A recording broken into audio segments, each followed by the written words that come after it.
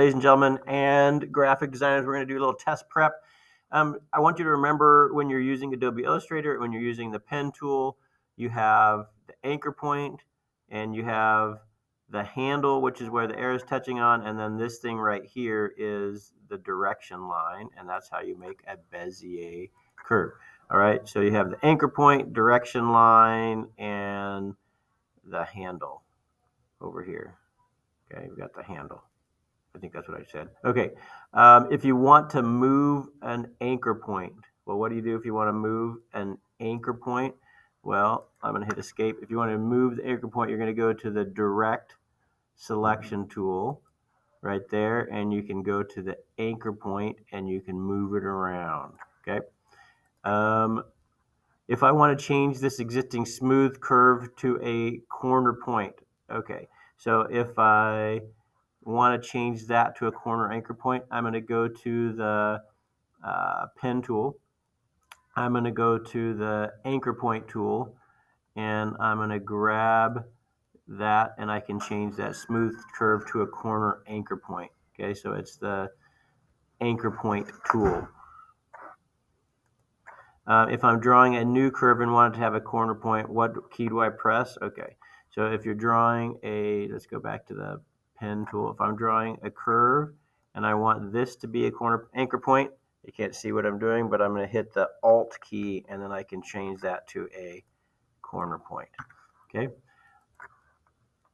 How do you join two shapes together into a single closed path?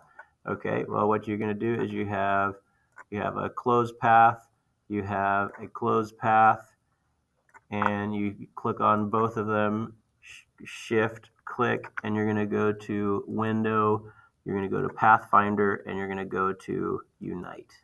And now you took two paths and turned it into one single closed path.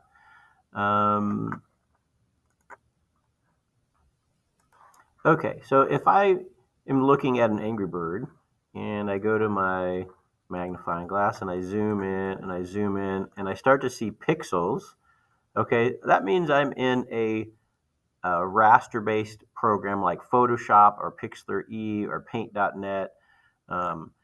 So on the other hand, if I am looking at an Angry Bird and I zoom in and I zoom in and I zoom in and I zoom in, and like you never see any pixels, that means you're working in something like Photoshop or Illustrator or Inkscape or Boxy SVG. That is a vector-based program where all the lines and everything are a mathematical formula, so it just scales, scales, scales, so it's never going to pixelate. Okay.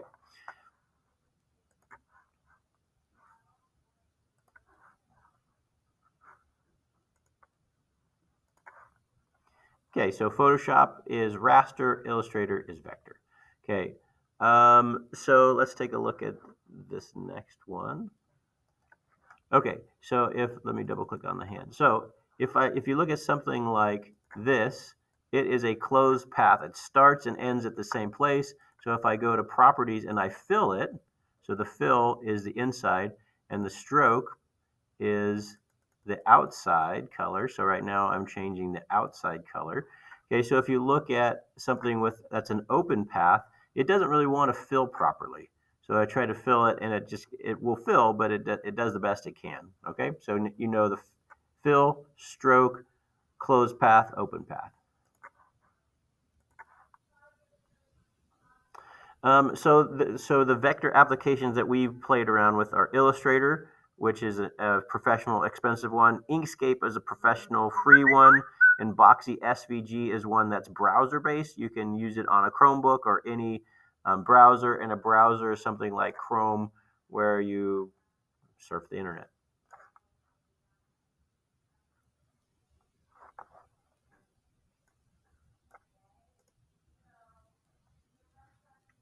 Okay, so there's the variable width profile. So if I click on this thing and I increase its stroke and make it thick so we can see it, I can come up here and I can go to a variable width profile.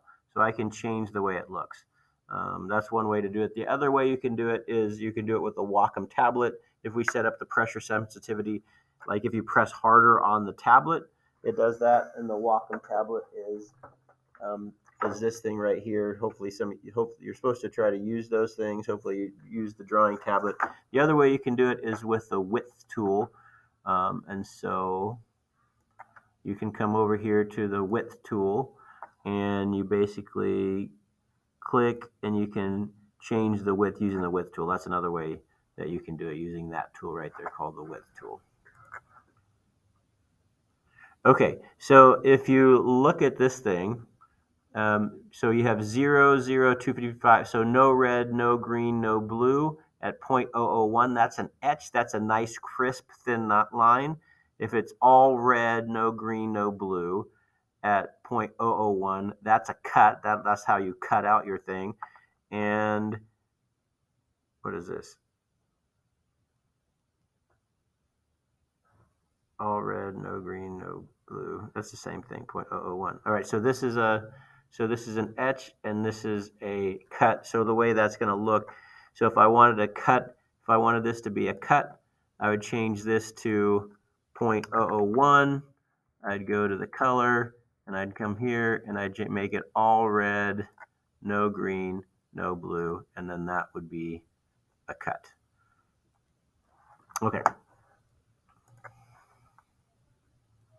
Okay, and so as far as the laser cutter goes, the setting that we used was wood, hardwood, maple, 0.25.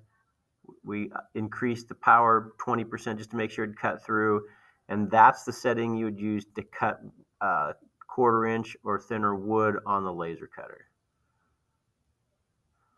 Okay, where would you sell handmade products? Etsy.